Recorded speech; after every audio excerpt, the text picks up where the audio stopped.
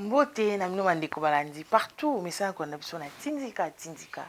Télévision on a toujours la chaîne idéale melaka bino ba actualité na temps et singeli kimia erni partout na mabota na bino actualité dominante boye bino nyonso ndenge kani peuple congolais a brisé qui peur na yeko kile ko marché ti na frontière ya RDC Rwanda pour na koloba trop c'est trop kasi suka ki bongo te na capitale ba marche et salamaki ça est là pour na kokende na ambassade ya Rwanda pe ko senga avion Rwandair elongwa evola kalisusu te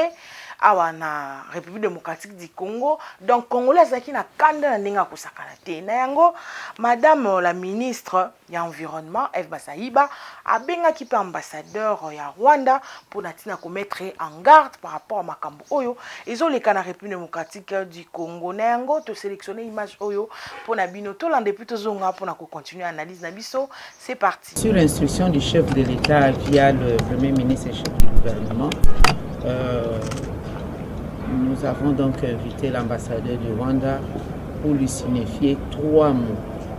Le premier, c'est la protestation, n'est-ce pas, du gouvernement congolais face à ce qui arrive. Le deuxième mot, c'est la désapprobation. Et le troisième mot, c'est une mise en garde sévère du comportement de la République du Rwanda vis-à-vis de la République démocratique du Congo. Je pense que c'est tout. Et souka ki bongote bandeko balandi eloko epesi biso lisusu pasi komona tuerie à 2 étudiants au bazalaka na Rwanda babomaki bango na kobeta na ba Rwandais balobi bino kuna botie biso mal à l'aise mais biso jusque là non tobomi bango te pour mona batu oyo bazalaka toujours na mayele mabe bazalaka na motema mabe batieli biso ba poison epai siko ekomi na koboma babomaki 2 étudiants o bazalaka kuna na Rwanda kobeta elekaki ti bakufi tandis que biso soki obomi o tokomona voix de sans voix bimi o bozoboma o tozosala mais ba oyo bakufi kuna babomi bango tellement bango basa déjà milice na bango bakataka ba image ezo circuler bakati batu mike batie ba ona tono bazotumba ezopesa pasi makambo ya peuple congolais akozana na esengo ndenge nini en tout cas peuple congolais bwa kitoko wapende na lobaka komona déjà ndenge bolakisi bwa mibali ya solo bwa ba guerrier na FARDC longo ninga zobundela mboka en tout cas Rwanda ekima mboka mukie boye lokola Rwanda na président na bango mukie pe oyazali yon bomoni comité na ba plateau ba communicateur ba komi ko finga na ba mama ba Kagame parce que ça fait mal des étudiants ba kufi na kobeta na Rwanda po baluma kam to sala eza malamu te kasi nyonso wana souci na bango ya ko balkaniser mboka na biso wana déjà ba kotaka na ba dirigeant o balika contrat ba signé c'est to kabola biso ka Congo gâteau kaka fufu kaka po mikolo to comme le système j'adore les fufu tokolobelango tout au long émission na biso bino bat bochaka tembe ote boye na boye Félix a ko dénoncer stratégie à balkanisation te bande ko ça y est pas côté kamboka to ka ki opposa moko atambo na nzela aloba non à la balkanisation Félix a côté kamboka ateki minembwe ateki makambo belé wana apesa ki Kagame mbote kasi boyo ka ba révélation ya somo ebimi oyo ba etufaka lelo etombwa bina miso ya bato nyonso tolanda complot balkanisation oyo bakangaki eza dévoilé grâce à madame moko na kotanga kombote tolanda vidéo plutôt zonga pour continuer analyse na biso. La dame par laquelle le complot de la balkanisation de la RDC a été démasqué. Il s'agit de Béatrice Safari, épouse de Rukumera,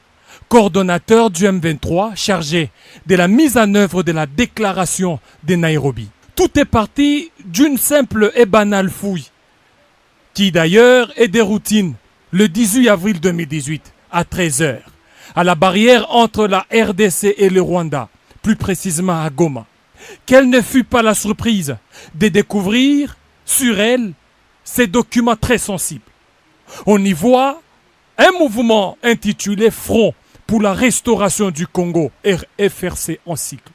Et ce qui est troublant, c'est que ce front est en connivence avec les M23 et le RASOP de Moïse Katumbi Chapwe et d'autres structures avec des objectifs bien définis et des répartitions des responsabilités une fois que leur forfait sera commis. Entendez par forfait accéder au pouvoir par des voies illégales et illicites. L'arrestation de cette dame n'est pas anodine. Tenez, le 4 mai 2018, Bertrand Bissimois va écrire une lettre à Saïd Djinit pour dénoncer l'arrestation de la dame comme l'indiquent ces documents. Alors, que contient ces documents mystères? En le feuilletant, l'on se rend compte que ce document est composé de deux grandes structures politiques et militaires. Le RASOP de Katumbi Chapwe et les ex-M23.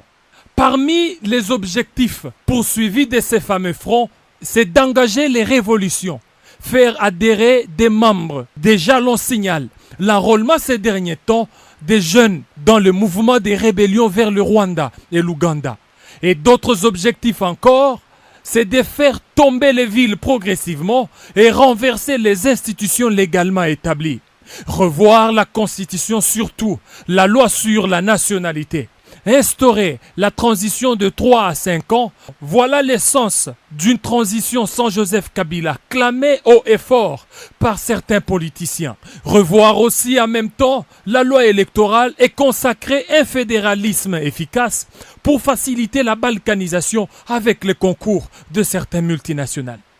Que cache le propos de deux présidents Yoweri Museveni Kaguta et le Rwandais Paul Kagame à Gisenyi au mois de mars dernier, lorsqu'ils disent qu'ils vont aider à résoudre le problème du Congo tel qu'ils les connaissent?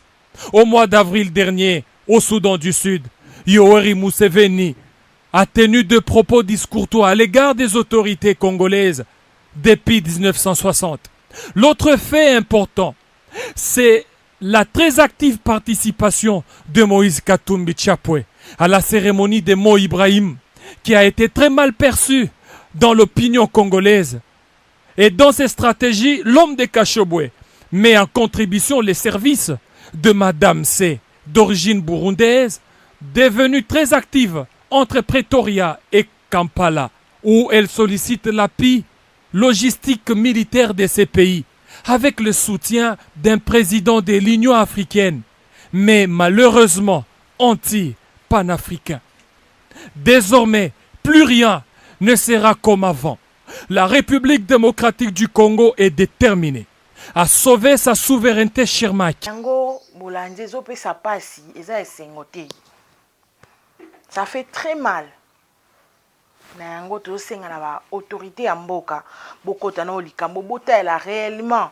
nde balobi ba communication na biso nyonso ezoleka par Rwanda petentiki o communication kingani o boye na boye bokota na makambo ministre ya communication bolandela nanu so bapele na biso nyonso elekaka na Rwanda à travers nde bazo soufflenga selon ba rumeur bato baza na sima nanga babelekaka na nzela africaine.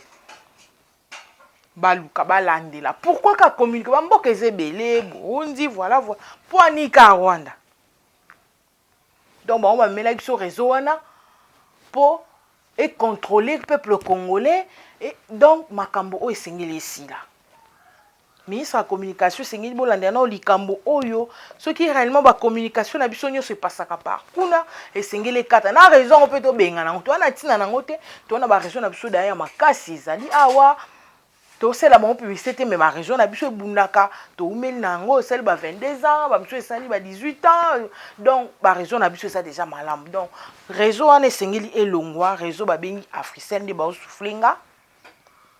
et sengeli ça nini elongwa po eza kitoko te koyoka batu mususu mutu lokola biso na mai na makila azo contrôler baninga mususu na malice pour ça biso mabe a déjà ba tuerie ici et bandi 4 officiers rwandais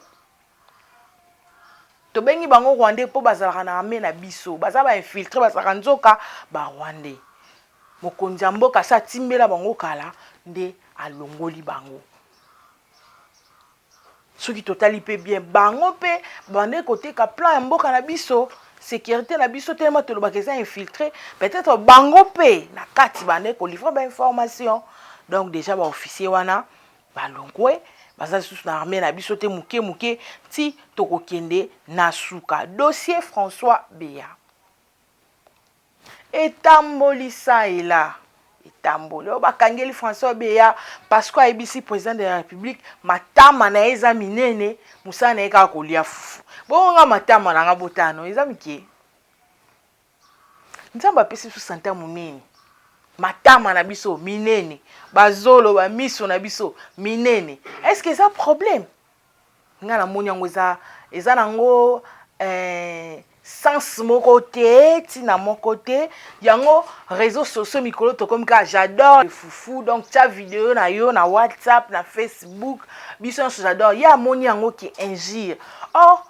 au-delà qu'ici que peuple congolais africain culture na ya foufou et kitoko makasi tala ndezo décoré bondu ndakala foufou kitoko wapi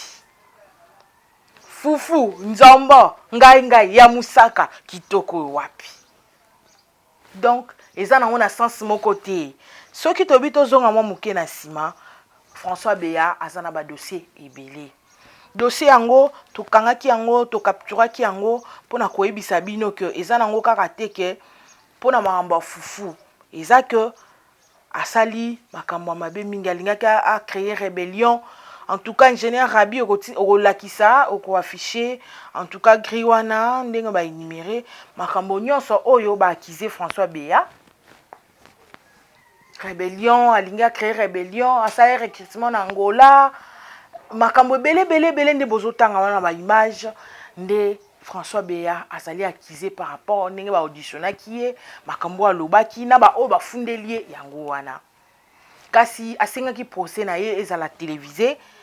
na mokolo ya lelo kasi baboyi po tango mususu akoluka abakisa na ye makambo ezanga mutu na makolo na yango bandeko balandi totika ba futilité inutile totika makambo ezanga mutu na makolo makambo wa fufu soki mutu wana aliaka fufu ekolo na ye esengaka lia fufu mabe eza wapi soki pe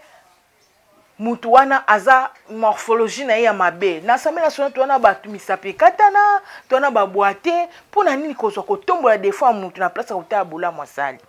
likambo ya bila président Félix Tshisekedi ezongi lisusu tokolobela ona mikolo kuya dossier matata pe ezongi ya mimonaki au-dessus de la loi bako juger ete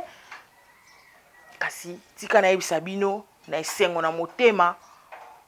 dossier matata ezongi pona bukanga lonzo esengeli basambisa ye ayebisa biso mbongo bukanga lonzo ekenda wapi ya ba stade ekenda wapi ya ba école ekenda mbongo ya leta eza mbongo na ete mbongo nyonso akangisi po atia libaya na 2023 esengeli azongisa yango na kesi ya leta pe lisusu bandeko balandi wana nazweli bino ba grande ligne ya actualité oyo ezoleka na kati ya capitale tika na yebisa bino lisusu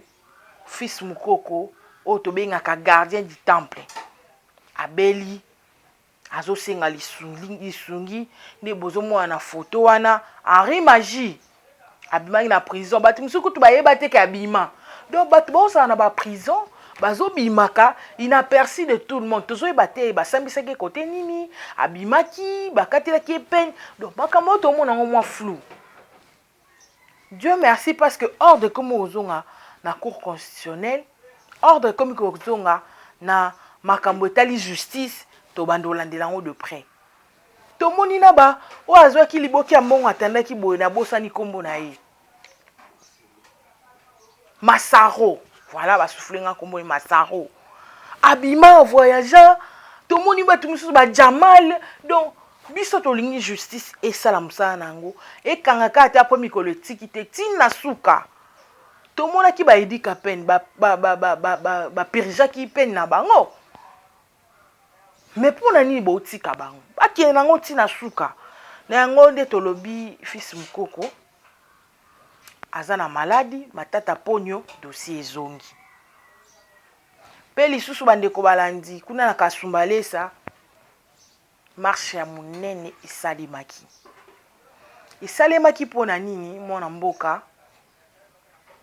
Jeko Bea asensibilizaki population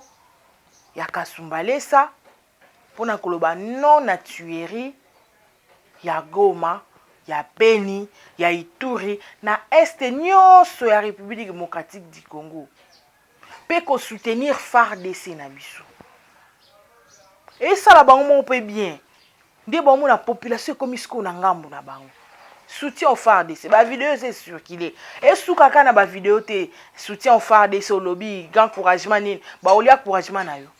tomoni population lenge kani ba memba te amosa fufu bazo me masangu koki ko pesa ba obalia na France c'est bon population na biso esengeli et continuer ko soutenir FARDC awa pe na kati na capitale to continuer ko soutenir na ba vidéo kakati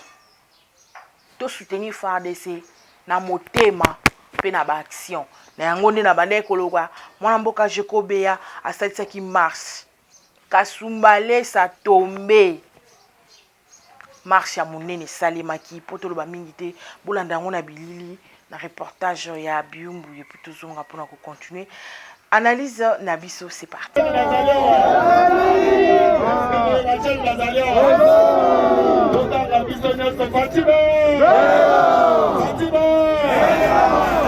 FARDC eloko ya makasi boyete tokani Fati Beton puis tolobi FARDC eloko ya makasi ensemble boyete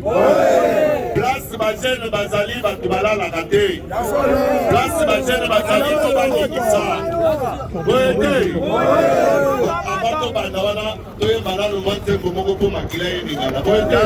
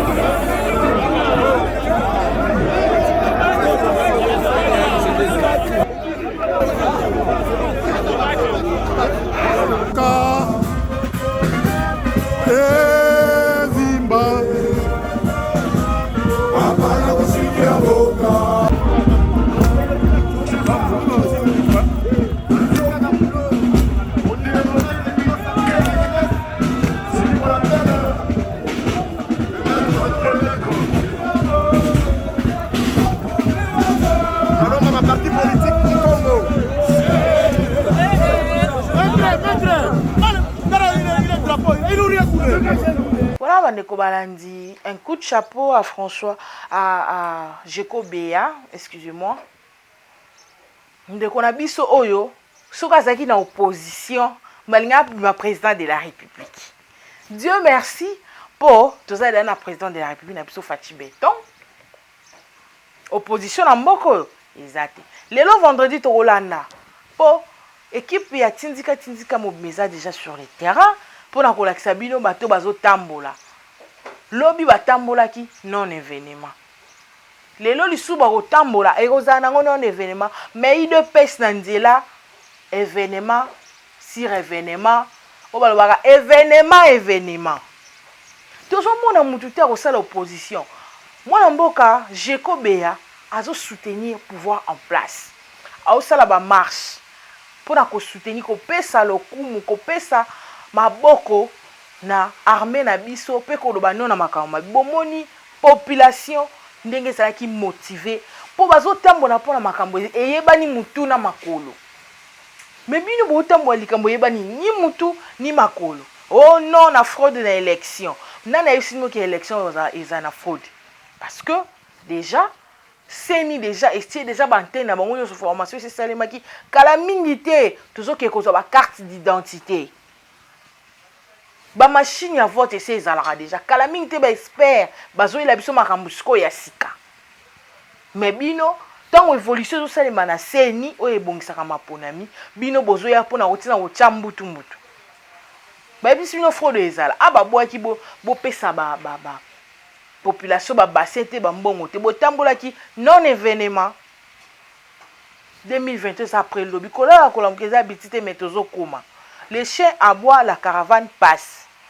2023 Félix Tshisekedi président coup de chapeau na Jekobeya na ba initiative ya kitoko pe esimbi pe alobi esuki boye tazoprojecte lisusu ba marche na kati ya capitale na mikolo koya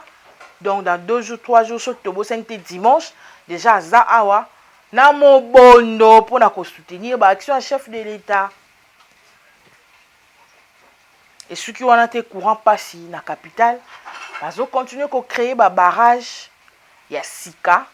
mpona ntina et alimenter ville province de Kinshasa. Tout ça déjà na ba inga 1, inga 2, inga 3 même musika na yango balobi te. Toza pe na mai na biso ekati na kinga kati. Kinga kati wana pe eko servir pe na population. Moi mai wana eleka kuna bazo construire déjà moi barrage moko ya moke centrale électrique pour et alimenter courant na capitale kasi ndeko moko abenga kinga ibisinga tunela biso nanu. Po babenga na jikaka na kinga kati ezozanga nini po espace wana ezali exploiter inutilement te. Il y a un temps pour toute chose. Ngonga nango koya azali sénateur place wana na mikolo koya tokozwa ta ko décortiquer yango tokoloba eloko nini bakosala na mikolo koya po molili eumela kaka te oba bomaka bato metomoni ekomi ko sala visite bato bakomi osala visite kuna komi parc de l'Antiele bato bakokende kolia maboke bazotala banyama oui ça fait aussi partie ya tourisme ya mboka na biso babenga na ye wana en tout cas na yebite gouvernement na biso mikolo koya akokommunike biso nini tokosala nazotanga na mopanzi nanga bazoyebisa biso force armée FARDC ba libéré mokolo lobi mercredi 127 civils au bazalaki na maboko ya ADF. Voilà, on a information et comme biso sikoyo tindika eza wana pona kopesa mbe actualité donc tindela biso ba suggestion na numéro ezali affiché na ba écran mobimba tokosela no musala. Voilà, coup de chapeau lisusu 127 civils au bakangaki na ba ADF FARDC est libéré bango. Longo nyanga na otombela bino encore fois de plus mokako swa boende ezalaka. Armée na biso eza armée ya makasi. So bandi kotanga ba armée ya malonga na monde na Afrique tozali. Donc musala de ko musala mezanga bango ka motivation. Omoni ke basi na bango ba condition na bango de vie comme okende déjà malamu yango musala esa malamu na frompe. Moi, kanyaka ya muki ezali me koyiba ndete. Jusque là, toki na mte population ile là ba oyiba ba violer biso non. Na yango bomoni ba dongolo misu banda luka atupu ba longola état de siège. Mais lobi na ibisa bino ba uti kokota lisusu na Assemblée nationale pona ko ba bakisa lisusu. Ngana lobi botika yango libela. Pour grâce à état de siège au bwando lobesa lelo côté état de siège ils ont libéré batou état de siège ekitisi to ya batuerie état de siège zo boktola bamboka oyo ba M23 ba ADF banguna basi bakangaki na bo eto kakola Félix Tshisekedi wapi po déjà sécurité armée yango wana ezoki déjà malamu justice ezoki déjà malamu totikali total à Sénat total na Assemblée nationale po bango nde namoni bazokende ndeti te po nyonso ezonga nango ndenge ezalaka. Déjà tobetaki sete likolo ya ministre affaires étrangères misu déjà comme kotia mepane ye pe fo alongwa po tomoni makambo ezosimba te kote wana. Tokomi na suka ya analyse na biso ya mokolo ya lelo. Un grand merci na bino nyonso bopesaki biso miso pe matoi na kolanda analyse na biso ya mokolo ya lelo. Un grand merci à papa Joki Kumanda, un grand merci na papa Jean-Luc depuis Londres, un grand merci lisusu bateso baolandanga na Kolwezi, na Kasumbalesa, na Lubumbashi, na Angola, na Matadi. Et ça linga vrai bien. Bon, continuer à encourager biso continue la biso ba suggestion ba question na bino to ko répondre. Un grand plaisir ezala ki ponanga na sima caméra tout ça qui na biumbui. Un grand merci au grand combattant président parlement debout Super Lemba Dadi Mbenga wa sitaki biso na mokolo ya lelo to bosani pété Laetitia Kapinga Mbenga, la guerrière, la combattante. Hein, salutations spéciales, bienvenue na Kinshasa, azo séjourné azarani na Lubumbashi kasi alobi tindika kotika te ko soutenir moralement, physiquement, financièrement. Un grand merci na yo. Un grand merci pe na bino nyonso. Kulingaka tindika bo continuer ko partager, ko s'abonner et ko sala biso vrai bien. Pour na mokolo ya lelo to suki awa to kutana na mikolo koya. Bye.